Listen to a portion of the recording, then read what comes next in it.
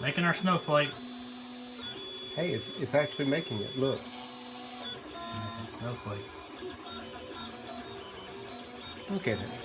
Badass, dude. It's making the snowflake. Yeah. It's making it in layers. Pretty cool, huh, man? Yeah. Not normal. Yeah.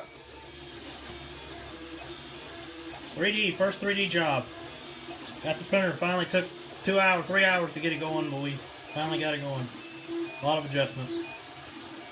But it's badass. Listen, when it starts printing, Jason, the temperature dropped down to 175. Oh, it did? You turned it back up to 195? Yeah. Temperature for the extruder tip has to be at 195.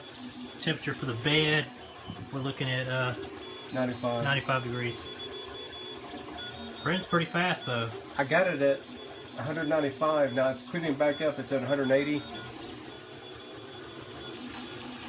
And it is making our snowflake. 181, 182, 183. But I never told it to go over 200, but it did. Went over? It went over 200, but I didn't tell it to go over 200. I said 195. 188.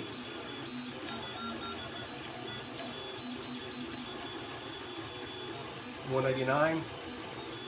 190.